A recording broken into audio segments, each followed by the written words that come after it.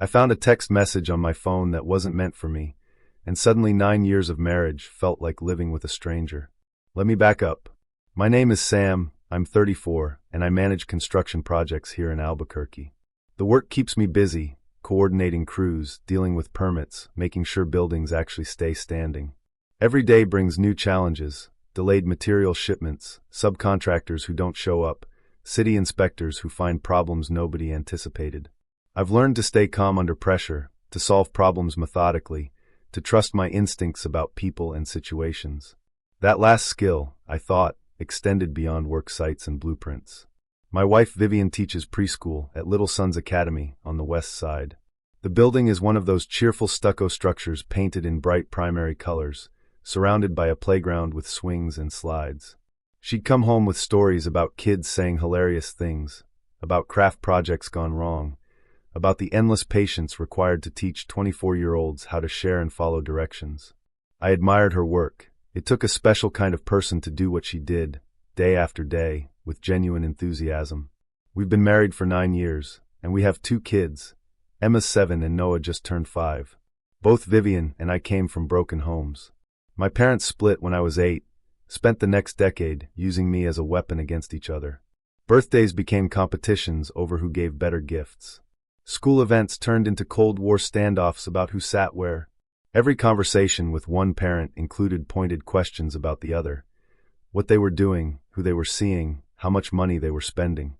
I learned early that love could turn into something toxic, that the people who promised to protect you could hurt you worse than strangers ever could. Vivian's folks stayed together but fought constantly. She told me once that the silence after their screaming matches scared her more than the yelling. She'd hide in her room with headphones on, trying to drown out the vicious arguments about money, about in-laws, about whose fault it was that their lives hadn't turned out better. They created a home where tension lived in every corner, where you never knew what might trigger the next explosion. She learned to read moods, to make herself small, to leave the house whenever possible. When we got married, we made a promise. Our kids would never grow up in that kind of environment. We'd communicate, we'd be honest, we'd be present. We talked about problems before they became crises. We went to bed angry sometimes, but we always worked through it the next morning. We made time for family dinners, for weekend adventures, for tucking our kids in together and reading stories in funny voices. We built something we thought was solid, something different from what we'd known as children. For 9 years, I thought we were keeping that promise. I thought we'd succeeded where our parents had failed. I thought the life we'd created, modest apartment, steady jobs, healthy kids, was exactly what we both wanted. October hit Albuquerque hard this year.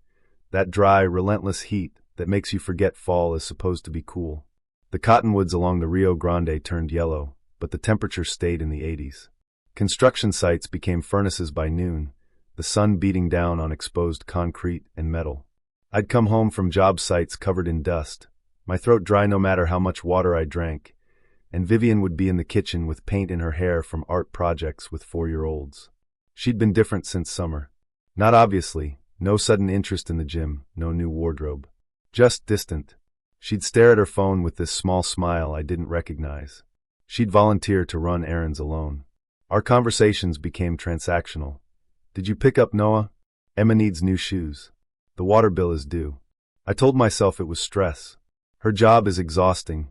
20 tiny humans who need constant attention, parents who think their kid is the only one in the class, administrators breathing down her neck about standardized testing for preschoolers. I picked up more slack at home, took the kids to the park, handled bedtime routines. Then Cecilia from my office changed everything. It was a Tuesday in late October. We were reviewing blueprints for a commercial building on Central when Cecilia asked if she could talk to me privately. We stepped into the empty conference room, and she looked genuinely uncomfortable. "Sam, I need to tell you something, and I really wish I didn't." My stomach dropped. "What's going on?" "I was in Santa Fe last weekend with some friends. We went to that lookout point off the Turquoise Trail, the one with the bar where you can see the whole valley." I nodded. Vivian and I had been there years ago, before kids. I saw Vivian there, with a man. "Sam, they weren't just talking." The room tilted slightly. "What do you mean?" "They were all over each other. Kissing. His hands were." "I'm sorry." I thought about not saying anything, but if it were me, I'd want to know. I sat down hard. Santa Fe is only about 60 miles northeast, an easy day trip. Vivian had gone there 3 weekends ago, said she needed a break, went with some teacher friends. I'd stayed home with Emma and Noah, ordered pizza, watched movies. Are you sure it was her? Cecilia pulled out her phone. I took a photo. I wasn't trying to spy, but I thought you might not believe me. The image showed Vivian in the green jacket I'd given her for her birthday. A tall guy with dark hair had his arm around her waist, his mouth on her neck. Her eyes were closed, her expression one of pure contentment. I couldn't breathe. I'm so sorry, Cecilia said quietly. I went through the rest of the day on autopilot. Smiled at contractors, approved change orders, answered emails. Inside, I was cataloging every moment of the past few months. Every late night she said she was grading papers, every weekend errand that took 3 hours. That evening I acted normal. Helped Emma with her math homework. Built a block tower with Noah. Made small talk with Vivian about her day. She complained about a parent who insisted their child was gifted and needed more challenging activities. I watched her face, looking for signs of deception, and found nothing. She was perfectly natural. Perfectly herself. How long had she been this good at lying? After the kids were asleep, I told Vivian I had to run to the office to grab some forgotten documents. Instead, I drove to a coffee shop on the east side and researched. I needed proof, not just one photo, but everything. I needed to know who this guy was, how long it had been going on, what exactly I was dealing with. The internet pointed me toward some gray areas. There are people who can access things you're not supposed to access. I found a forum, made contact with someone who claimed they could get into email accounts, phone records, location data. It cost me $2,000 I pulled from a separate account Vivian didn't monitor. Money I'd been saving for a new truck. Give me 4 days, the person wrote. Their handle was something forgettable. I sent them Vivian's email address and phone number. Those 4 days were torture. I performed our marriage like it was a stage play. Kissed her goodbye in the morning. Asked about her day. Made love to her twice, and hated myself both times because I couldn't stop wondering if she was thinking about him. On the 5th day, I got a file dump. Emails. Text messages. Photos. Location data from her phone going back 6 months. His name was Luke Patterson. He was 32, worked in sales for a medical equipment company based in Santa Fe. They'd met in July when Vivian took the kids to a resort near Taos for a long weekend. She'd told me it was a teacher's retreat. The resort had a pool bar where Luke was staying for a conference. The messages were devastating. Not just because of the explicit photos they'd traded, though those were bad enough. It was the intimacy. The inside jokes. The way Vivian wrote to him like she was a different person. Playful, adventurous, unguarded. She called him L, and signed her messages with a sun emoji. They'd been together 7 times over 4 months. Twice at that lookout bar outside Santa Fe, once at a hotel in Albuquerque, while I thought she was shopping with her teacher friend Sarah, once at his apartment in Santa Fe, when I was supposedly at an all-day safety seminar, and 3 other afternoon meetings at various locations. The most recent message was from 2 days ago. Can't wait to see you this weekend. I have news. His response. Good news, I hope? The best. Tell you in person. Then from yesterday, confirmed. Pregnant. It's yours, we can finally do this for real. I read that message 10 times. 15. 20. The coffee shop around me became distant and muffled. Vivian was 12 weeks pregnant. She'd told me a month ago, and we'd celebrated. I'd been worried about the financial strain. 3 kids meant we'd need to leave our apartment, find something bigger. But I'd been happy. Excited even. The baby wasn't mine. I checked the dates obsessively. The timeline worked. She'd been with Luke in early August during a weekend when I'd taken Emma to visit my mother in Roswell, a 5-hour drive south. Vivian had stayed home with Noah, said he had a cold. She'd driven up to Santa Fe instead. She'd been planning to leave me. The messages made that clear. She and Luke were just waiting for the right time, after she had proof of pregnancy, after they figured out logistics. He'd written about how his apartment was too small, but they could find something bigger. How Emma and Noah would adjust. How he'd always wanted to be a father. They were planning my children's future without me. I sat in that coffee shop until they closed at midnight, reading through months of lies. Then I drove home and slept on the couch, telling Vivian I'd had too much coffee and didn't want to disturb her. The next morning, I called my brother Edward. He's a lawyer, not family law specifically, but he knew people. I need a divorce attorney, I said. The best one in New Mexico. What happened? I'll explain later. Just give me a name. He called back in an hour with contact information for Patricia Whitmore, who apparently made other lawyers nervous. I met with her that afternoon during my lunch break. Patricia was in her 50s, sharp-eyed and direct. I showed her everything, the emails, messages, photos, location data. How did you obtain these? She asked. Does it matter? It might. New Mexico is a no-fault divorce state, so infidelity doesn't affect the divorce itself. But for custody and property division, this could be relevant. The question is whether this evidence is admissible. What if I just use it to negotiate? She smiled slightly. That's usually the better approach. Your wife doesn't know you have this. No. Let's keep it that way for now. Tell me about your assets. We own the apartment, a 3-bedroom in the Northeast Heights that we'd bought 6 years ago. One car was paid off, the other still had payments. Retirement accounts. Some savings. Nothing remarkable, but 9 years of building a life together. New Mexico is a community property state, Patricia explained. Everything acquired during the marriage gets split 50-50, usually. But given the circumstances, particularly the pregnancy from an extramarital affair, we can make an argument for an unequal division in your favor, especially if you're seeking primary custody. I want the kids, I said. I want the apartment. I want her out. The kids are the priority. With infidelity and evidence that she's planning to relocate them to be with her affair partner, we have a strong case for primary custody with her having visitation. The apartment is trickier, but possible if we can show you're providing the stable home environment. We plan the strategy. I'd gather financial documents. Start recording interactions with Vivian. New Mexico was a one-party consent state. Build a case not just of adultery, but of instability and poor judgment. When do you want to file? Patricia asked. Not yet. I need to do this right. That weekend, Vivian told me she was going to visit her friend Cecilia. Not my Cecilia, but another woman she taught with. Said they were going to a craft fair in Corrales. She left Saturday morning and didn't come back until evening. The location data I was still tracking showed she drove straight to Santa Fe, spent 6 hours there, then came home. She walked in smiling, carrying a bag with a handmade necklace she'd bought at the fair.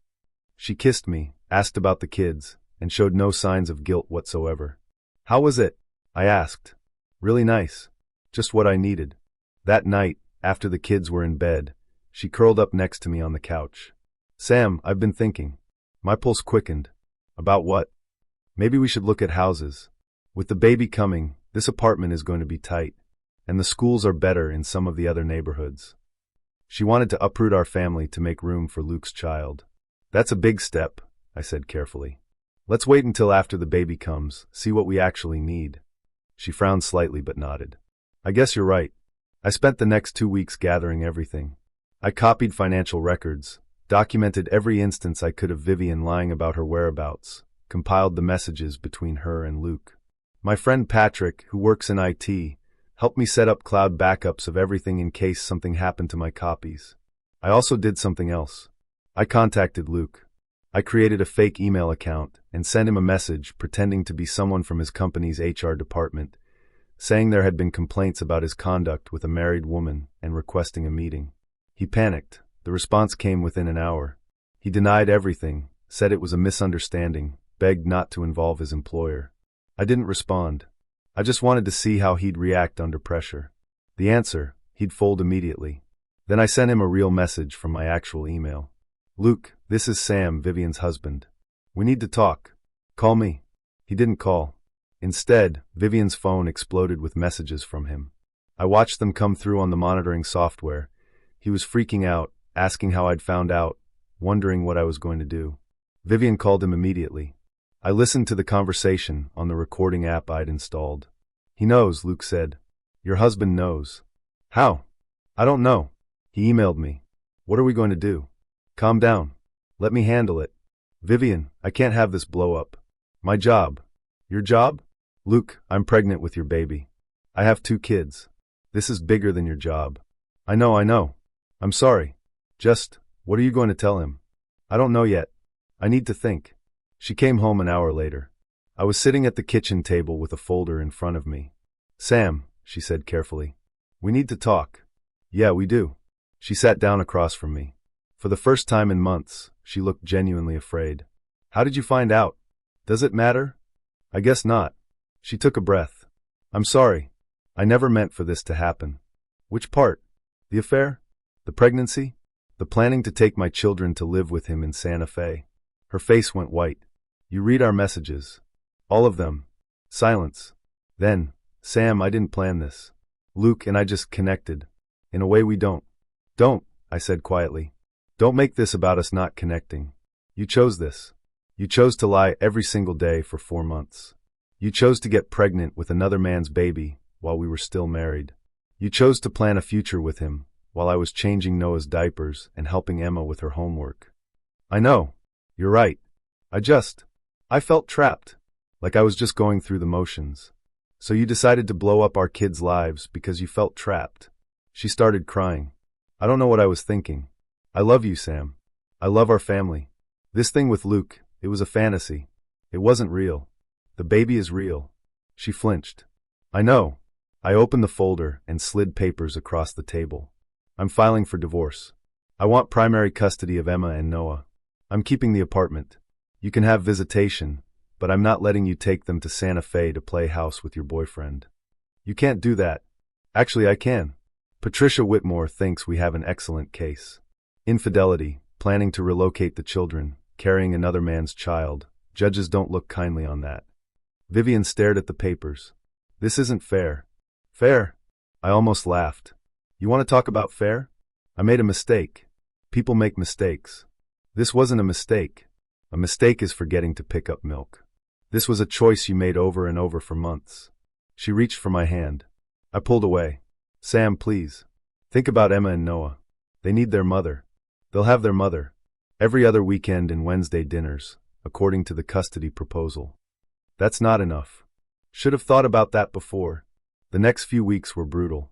Vivian moved in with her friend Naomi, another teacher. She tried to negotiate through her lawyer, wanted 50-50 custody, wanted half the apartment value, wanted child support. Patricia shot down everything with the evidence we had. Luke stopped returning Vivian's messages after the first week. Turned out he wasn't as excited about being a father when it came with a messy divorce and angry husband. She told me this during one of our awkward kid exchanges, tears streaming down her face.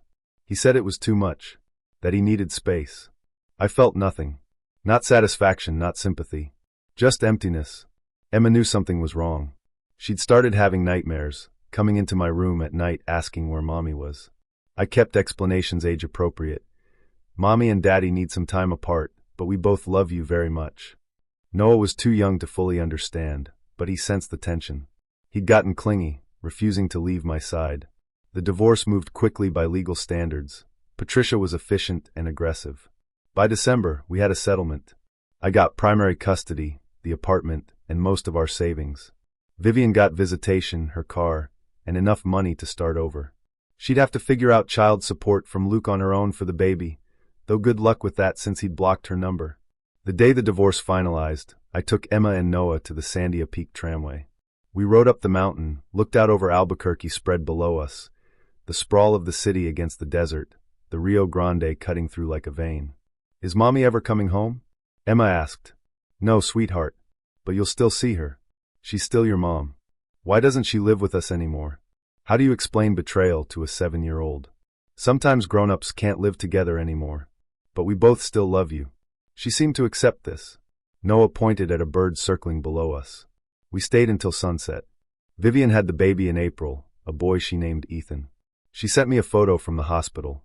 Just her and the baby, no Luke in sight. She'd moved to a small apartment in Santa Fe anyway, taking a job at a preschool there. Starting over alone.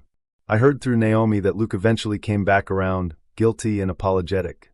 They tried to make it work for a few months, but it fell apart. Apparently, being together without the thrill of secrecy and affair energy wasn't nearly as exciting. Last I heard, he sees the baby occasionally, but they're not together. Vivian gets Emma and Noah every other weekend. She drives down to Albuquerque Friday evenings and brings them back Sunday nights. The kids come home confused sometimes. They've met Ethan, their half-brother, and don't understand why he doesn't come with them, why Mommy lives somewhere else, why our family looks like this now. I don't have good answers. Just the truth. Their mother made choices that broke our family, and now we're all living with the consequences. My parents' divorce taught me that you can't shield kids from everything. But you can be present. You can be honest in age-appropriate ways. You can make sure they know the divorce isn't their fault. Emma asked me once if I still loved Mommy. I told her the truth. I loved who I thought she was. But people aren't always who we think they are. She considered this seriously. Are you who I think you are? I try to be. Good. It's been a year now since Cecilia showed me that photo. The apartment feels different, smaller somehow, though it's the same space. I've turned Vivian's old craft room into a home office. Emma decorated it with drawings. Noah insists on keeping his toys in there, so I'm never alone. I'm not dating. Not ready, maybe won't be for a while. Some betrayals rewire you completely, make you question every instinct you ever had about people. But I have my kids. I have my job. I have a life that's honest, even if it's harder than the comfortable lie I was living before. Sometimes I wonder if Vivian regrets it, not just losing Luke, but losing us. Losing the family we built, the promises we made, the life we could have had. But then I remember her face in that photo Cecilia took, the expression of pure happiness, and I realize she chose that moment. She chose it over 1,000 other moments. Emma's first day of school, Noah learning to ride a bike, quiet Sunday mornings with coffee, and the newspaper spread between us. She chose the fantasy over the reality, and by the time she realized her mistake, there was nothing left to come back to. The cottonwoods along the Rio Grande are turning yellow again, another October rolling around. I drove past that lookout point outside Santa Fe last week, had to drop some documents at a site up north. I didn't stop, just kept driving, windows down, desert air rushing through the car. Moving forward is all you can do sometimes. Not forgetting, not forgiving, just moving. One day, one decision, one honest moment at a time. My phone buzzed with a text from Naomi. Hey, Vivian asked if you'd consider doing Thanksgiving together for the kids' sake. What do you think? I stared at the message for a long time. Then typed, tell her no. The kids will do Thanksgiving with me this year. She can have Christmas Eve. Simple. Clean. Bounded. Vivian made her choices. Now she lives with them. I made mine too, to not let her chaos continue defining my life or our children's stability. Emma ran into the room holding a drawing. Dad, look. It's us. The picture showed 3 stick figures holding hands, her, Noah, and me. Above us, a bright yellow sun. It's perfect, I said, and meant it. Because this is our life now. Not what I planned, not what I wanted, but ours. Real. Honest. Unbroken in the ways that matter. Vivian chose the sun emoji for Luke.